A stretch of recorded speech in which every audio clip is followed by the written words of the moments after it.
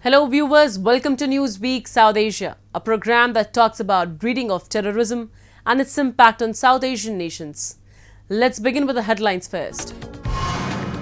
Deadly explosion strikes Afghanistan's Balkh province.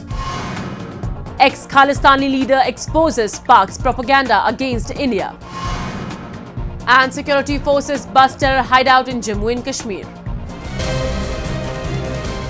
Let's begin the show with Afghanistan, where the intensified efforts are fueling concern that the country might again become a hub of instability across South Asia and beyond. The war-torn country has been witnessing a spate of attacks in the past few months. Scores of Afghan civilians have been killed in bomb blasts, some of which have been claimed by the Islamic State. On March 12, a bomb blast occurred at the Tabian Farang Center in Mazar-e-Sharif in northern Afghanistan. This incident comes just 2 days after a bomb blast in Mazar-e-Sharif killed one of the highest-ranking Taliban officials and Balkh governor, Mohammad Dawood Muzammil. A report. A deadly explosion ripped through the Taliban Farhang Center in Mazar-e-Sharif in northern Afghanistan.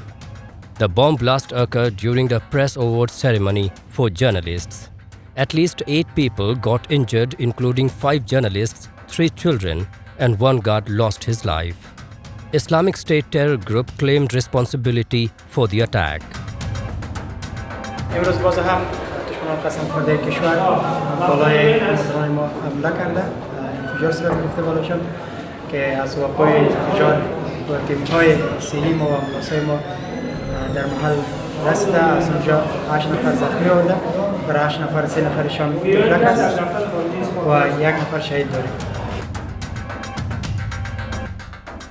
This incident comes just 2 days after a bomb blast in Mazar-e-Sharif killed one of the highest-ranking Taliban officials and Balkh governor Mohammad Dawood Muzammil.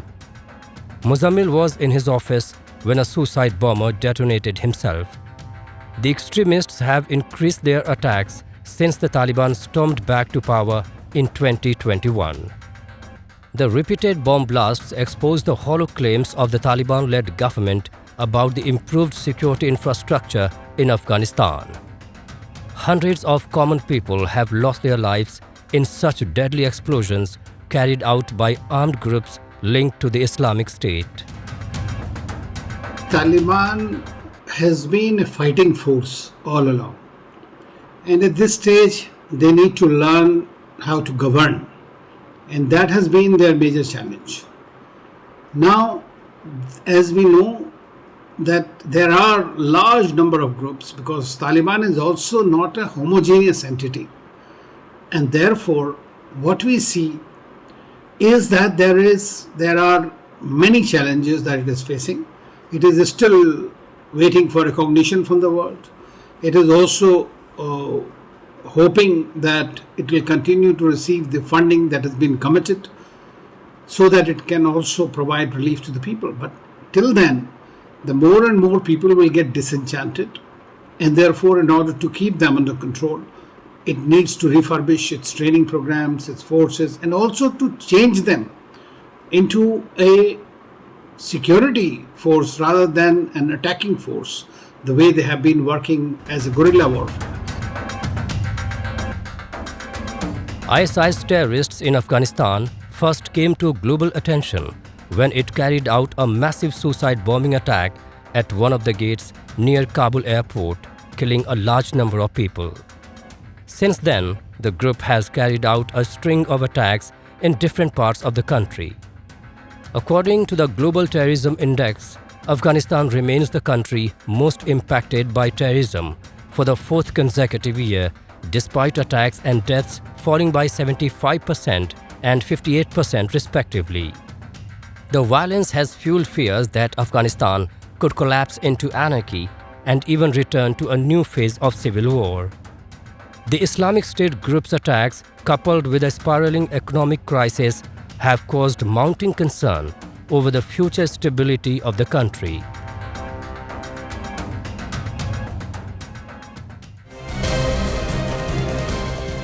The Union Territory of Jammu and Kashmir is moving fast towards peace and prosperity. People are happy in the region, but someone is envious of this development. The someone is none other than India's hostile neighbour Pakistan, which is consistently making efforts to hamper peace and accord in the region. However, the Indian security forces, despite suffering losses, managed to foil all its devious agendas. Recently, security forces busted an old terrorist hideout in Kupwara district and recovered several arms and ammunitions. In the past couple of months, several attempts to carry out attacks against Indian security forces in Kashmir have been foiled. The credit of these foiled attacks goes to the alert security grid, and it also points to a flourishing human intelligence network that is primarily responsible for such detections. However, in many of these attempts, security forces have recovered several arms and ammunition and improvised explosive devices, which are a sign of something dangerous brewing in the dark underbelly of the valley. The latest recovery has been made in Jammu and Kashmir's Kupwara district, where the security forces recovered large cache of arms and explosives. Acting on a piece of specific information, Jammu and Kashmir police launched a cordon and search operation in the area, following which they busted an old terrorist hideout in the Shalnar Hagnikut area of Kupwara's Handwara. The security forces recovered a huge cache of arms and ammunition from the terrorist hideout, including a rifle, several hand grenades and rocket shells. Pakistan now, because it has created that Frankenstein, it cannot stop it. What is happening is that today the control of these terrorist cells, these terrorist organizations is only with ISI, and that too only semi. It's not complete, because now they are functioning autonomously also. What is happening is that Pakistan is facilitating the infiltration of these terrorists from the international border as well as the line of control. Pakistan is not going to mend its ways. Frustrated with ongoing development and peace in Jammu and Kashmir, Pakistan is using all tricks in its book to incite terrorism in the region, although most of its moves have either failed or backfired. Vigilant Indian security forces have thwarted almost all of their ill designs in the past weeks. A significant number of terrorists have been eliminated, while many others have been apprehended. According to Jammu and Kashmir Police report, 3 districts in Kashmir, Bandipora, Kupwara and Ganderbal, have 0 active local terrorists currently, while prominent terror outfits Lashkar-e-Taiba and Jaish-e-Mohammed have gone headless after security forces neutralized their operatives and commanders in multiple operations and encounters. Also, the terror-related violence in Jammu and Kashmir has come down to all-time low in recent years. According to official statistics, the Union Territory has witnessed a remarkable decline in counter-insurgency operations and terrorism-related violence this year, with a low number of terrorist kills as compared with last year. According to data, 7 terrorists have been killed this year by security forces till March 12, of whom 3 were foreigners, while in the same period last year, 31 terrorists were gunned down. Officials believe that terror recruitment is at its lowest in recent years, while infiltration from across the border has also gone down. This comes amid a massive crackdown on terrorism and terror infrastructure in Kashmir. Time period has shown that Indian security forces have now broken the back of all militancy that was in Pakistan, that was sponsored by Pakistan in Kashmir Valley, and we have seen that since 90, when Operation Topak was launched by General Ziaul Haq, and then it carried on. The peak was reached somewhere between 90 and 97, 98, and after that there has been a steady decline. But ever since Operation All Out was launched by the armed forces and the security forces over there, we have seen daily count of 2 to 3 terrorists, and those terrorists who were supposed to be the leaders. Despite all the embarrassment and name-calling at various global forums, Pakistan continues to use terrorism as an instrument of its state policy. In a sophisticated world where the other countries are looking forward to establishing peace, harmony and developing new technologies for the advancement of the world settlement, Pakistan's state policy of terrorism is causing violence and is creating an environment of distrust in the world. Residents settled near the border areas are living in constant fear due to the frequent firing along the border from Pakistani side. Pakistani army generals, who are the real masterminds behind most of the terrorism across the globe, believe that the world won't notice their devious plans. But to their surprise, not only all of their diabolic activities are being monitored, but being given a befitting reply by the Indian security forces. Pakistan yet again remained at the receiving end as India and other nations pulled out Pakistan for making references of Jammu and Kashmir at the 146th Inter-Parliamentary Unit Assembly in Bahrain. Also, a report released by the Ministry of External Affairs of India slammed Pakistan for perpetrating Mumbai terror attacks and breaching its January 2004 commitment of no cross-border terrorism against India. We have a report. Pakistan's obsession with Kashmir is as old as its creation. For Kashmir, Pakistan staked its sovereignty, its identity, its economy, and even the lives of its citizens. Over decades, mass hysteria was created, and every Pakistani was expected to forfeit his life, property, and the future of his children, all for that mad dream called Kashmir. Despite fighting 3 overt wars and carrying out numerous covert operations, Islamabad has clearly failed in its objective to annex Jammu and Kashmir. With Pakistan failing to get traction for its belligerent stand on Kashmir, the successive governments in the country raised the issue at all the international forums, including at the UN General Assembly. Pakistan, the rogue nation, was yet again put to shame internationally after it made a reference to Kashmir at the 146th Inter-Parliamentary Unit Assembly in Bahrain. India, in a strong rejoinder, slammed Pakistan, terming it an exporter of terrorists, and reiterated that Pakistan has no locus standi to comment on Jammu and Kashmir and Ladakh. That a country which is a known exporter of terrorists and responsible for inflicting countless cross-border terrorist activities and attacks in Jammu and Kashmir is claiming to champion the cause of human rights. In the end, I again reiterate on behalf of India that it is extremely unfortunate that Pakistan has again chosen to misuse this august platform by mentioning in their statement about Jammu and Kashmir, which is an integral part of India. It was an integral part of India. It will always remain an integral part of India. No one could ever forget the fateful night of November 26, 2008, when the port city of Mumbai was rocked by multiple terrorist attacks. At least 166 people, including 20 security force personnel and 26 foreign nationals, lost lives, and over 300 people were injured. Pakistan, however, refuses to take responsibility of the heinous terrorist attack on India.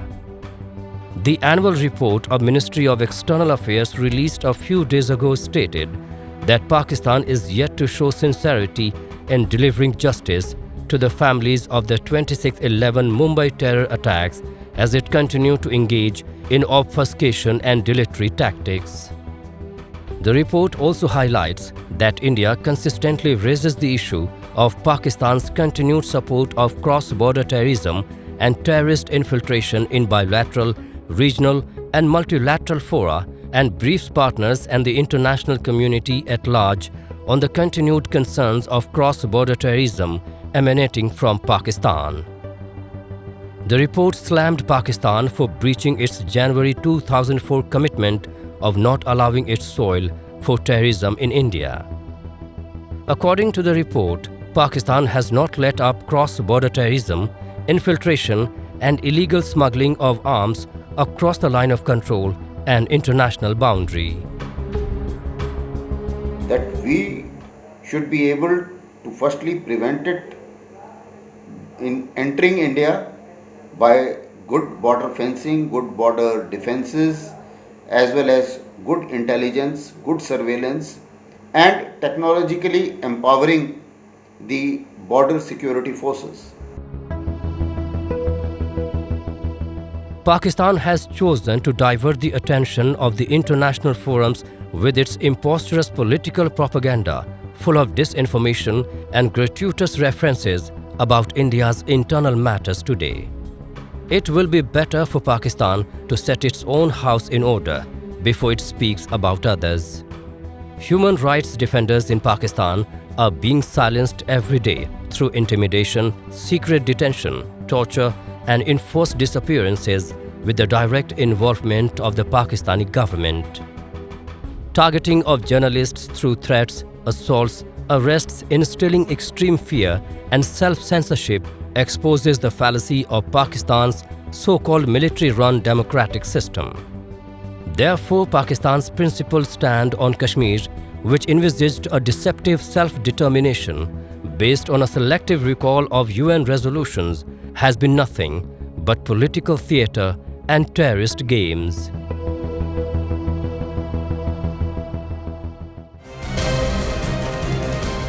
Pakistan is the main force nurturing the drive to create a so-called Khalistan or independent homeland for Sikhs, and the extremists backed by Islamabad pose serious threats to India.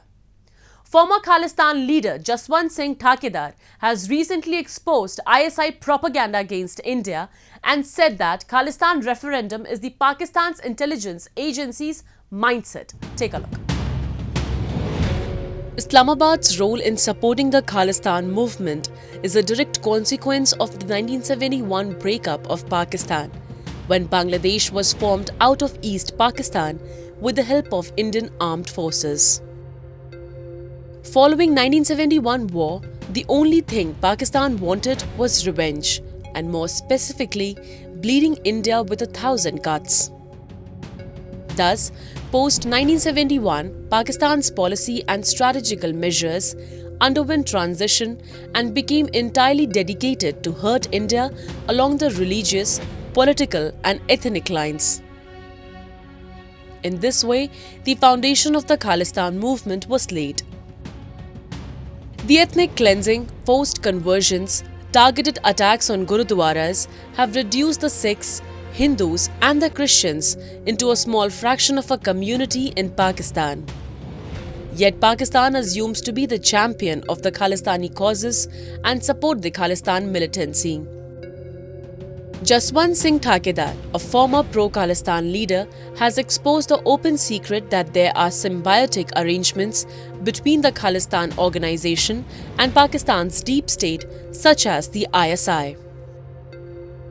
Jaswant Singh characterizes the Khalistan reference being promoted in Western countries as the handiwork of Pakistan's ISI. He also clarified that these referenda attempts by pro-Khalistan organizations are an attempt to mislead people and have nothing to do with Sikhs in India. However, some Sikhs are acting as tools and actively being supported by Pakistan, India's arch-rival and its deep state. देखो जी जी Pakistan government है वो ये सोचती है जो मेरे हिसाब ना भी सानू इंडिया नाल हुण लड़ाई करन दी कोई लोड़ नहीं हैगी। उन्हां दे हत्थ सिख एक टूल बन के काम कर रहे ने। वो समझते हैं भी जे इन्हां ते फर्ज कीता एक लड़ाई लगदी है जिस 1000 करोड़ भी लग सकदा, हज़ारां बंदे मर जांदे आ। वो कहंदे इहो जिहा पंगा लैण दी की लोड़ है, असीं क्यों ना छोटे छोटे इन्हां नूं फीड करी जाइए, पैसे देई जाइए ते उहदे नाल इह इंडियन गवर्नमेंट नूं डिस्टर्ब करिए ते वो इस तरीके नाल कर रहे ने। On the question of the Sikh community living in Canada, the UK or the USA and their opinion on such a sinister and anti-India secessionist referendum, Jaswant Singh said people living in Canada, the US or Britain don't have the right to vote for any kind of secessionist declaration. The pro-Khalistan separatists settled abroad are making repeated attempts to grab the attention of the world Sikh community by indulging into violence. Indian diaspora have been continuously facing threats from such brainwashed Khalistani sympathizers who are being funded by ISI. UK 'ਚ England 'ਚ ਚੱਲ ਰਹੀ ਸੀ ਉਹ ਹੁਣ ਖਤਮ ਹੋ ਚੁੱਕੀ ਆ ਹੁਣ 5-7% ਜ਼ਰੂਰ ਰਹੀ ਆ ਥੋੜ੍ਹੀ ਬਹੁਤੀ ਦਾ ਕੋਈ ਬਹੁਤਾ ਨੁਕਸਾਨ ਵੀ ਨਹੀਂਗਾ ਅਤੇ ਉਹਦੇ 'ਚ ਨੁਕਸਾਨ ਉਹ ਲੋਕ ਕਰਦੇ ਆ ਜਿਹੜੇ ਕ੍ਰਿਮੀਨਲ ਲੋਕ ਨੇ ਜਿਹੜੇ ਹਾਇਰ ਕੀਤੇ ਜਾ ਸਕਦੇ ਆ ਇਹ ਕਿਸੇ ਕਮਿਊਨਿਟੀ 'ਚ ਤੁਸੀਂ ਹਾਇਰ ਕਰ ਸਕਦੇ ਹੋ ਪਰ ਖਾਲਸਾ ਦੀ ਮੂਵਮੈਂਟ ਇੰਗਲੈਂਡ ਵਿੱਚ ਨਹੀਂ ਹੈਗੀ Various organizations in Punjab have already condemned the activities of pro-Khalistan outfits like Sikhs for Justice and called for strict action against those propagating anti-India movement. Although a huge force and money is being pushed in to destroy the youth and hamper peace in India, assertive vigilance and several crackdowns leading to multiple arrests have been able to contain the anti-India activities happening at the commands of Islamabad. ਤੇ ਜੇ ਸਿੱਖਾਂ ਦਾ ਦੇਸ਼ ਬਣ ਗਿਆ ਤੇ ਇਹਨਾਂ ਹਲਾਹੌਰ ਵੱਲ ਨੂੰ ਹੀ ਆਉਣਾ ਜਿਹੜੀ ਤੁਸੀਂ ਗੱਲ ਕੀਤੀ ਆ ਇਹਨਾਂ ਨਨਕਾਣਾ ਸਾਹਿਬ ਵੱਲ ਆਉਣਾ ਇਹਨਾਂ ਪੰਜਾ ਸਾਹਿਬ ਵੱਲ ਆਉਣਾ ਤੇ ਇਹਨਾਂ ਦੀ ਮਦਦ ਨਾ ਕਰੋ ਇਹਨਾਂ ਦੀ ਸਟੇਟ ਨਾ ਬਣ ਦਿਓ ਖਾਲਸਤਾਨ ਦਾ ਦੁਸ਼ਮਣ ਅਸਲੀ ਪਾਕਿਸਤਾਨ ਆ ਨਾ ਕਿ Hindustan The new generation in Punjab has totally rejected Pakistan's malicious propaganda and has opposed to any such move that divides people along lines of faith. Hence, Islamabad should now understand that it cannot achieve its goal of forming a separate Khalistan either through conventional war or through other conspiracies.